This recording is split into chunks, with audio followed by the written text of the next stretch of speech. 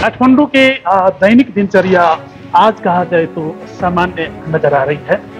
ये देख सकते हैं आप, सड़क पे लोगों का आवाजाही होना शुरू हो गया है। लोग आराम से अपना अपना दैनिक कार्य के लिए निकलना शुरू कर दिए हैं। हालांकि आज सुबह से ही बारिश हो रही है और बारिश की वजह से जो है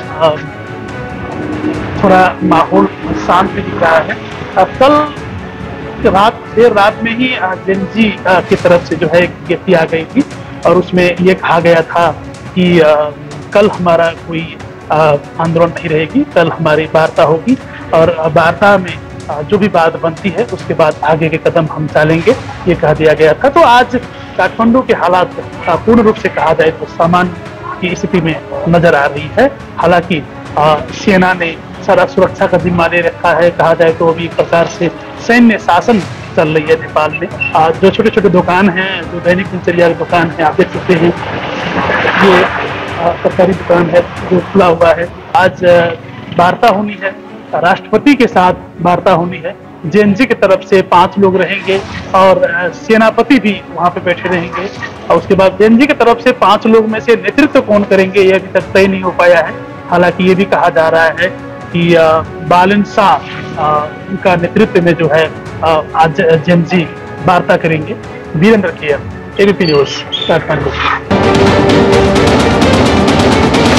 ये जो वाहन है ये सेना के आसपास खड़े थे उस वक्त और यहाँ सारी सैनिकों की एक छावनी के रूप में टुकड़ियां तैनात थी। लेकिन जो गाड़ियां यहाँ पर बुलाई गई थी आग बुझाने के लिए, वो आप खुद ही आग का शिकार हो गई। आप देख सकते हैं ये वाटर बाउजर है, इसको पूरी तरह से आग की भेंट किया गया। ये आर्मी का ट्रक था, इसको आग लगाई गई है। जितनी भी गाड़ियां मौजूद थी संसद भवन के अंदर, उनको सबको आग की भेंट कर दिया गया है।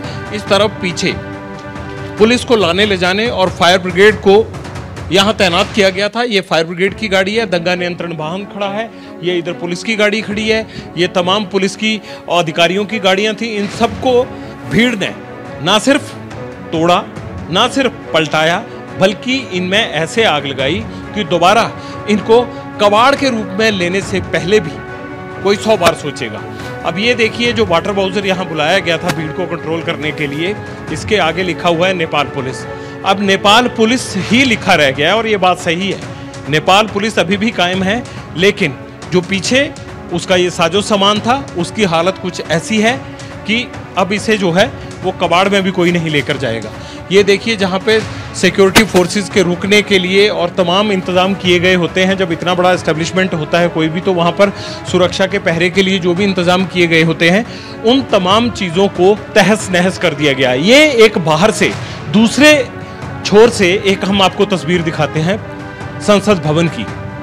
उसके आसपास जो एनेक्सीज बनी हुई थी उनकी कैसे पूरी तरह से उनको जलाकर राख कर दिया गया, कोई कोना छूटने ना पाए। भीड़ इस तरह से आई थी। ये वाहन उन तमाम पुलिस अधिकारियों के थे जो यहाँ पर राइडर्स के तौर पर या फिर मैसेज भेजने के लिए या आने जाने के लिए इस्तेमाल किए जाते थे। लेकिन जितनी भी उनकी बैरक्स थी, जब ये पार्लियामेंट ही नहीं बची तो उसकी सुरक्षा में तैनात है, उसको बचाने के लिए आए अधिकारियों और कर्मचारियों का कोई साजो सामान कैसे रह सकता था, चाहे वो पुलिस हो, चाहे वो आर्मी हो, चाहे वो फायर ब्रिगेड हो, चाहे वो दंगा नियंत्रण वाहन हो, इन तमाम को आग की भेंट कर दिया गया। अब यहाँ पर तबाही और वीरानी की एक तस्वीर सी नजर आती है। पार्लियामेंट हाउस की हालत ऐसे लगती है कि जैसे ये लगता है कि कोई हिरोशिमा नागासाकी में जैसे बम गिराया गया था वर्ल्ड वॉर 2 के टाइम में, उस तरह का कोई बम गिरा हो और जैसे वो तबाह हो जाता है, पूरा सेंट्रल हॉल बर्बाद हो जाता है, पूरी छत नीचे कोलैप्स करके बैठ गई है और अंदर बाहर से इस तरह की तस्वीर दिखाई देती है।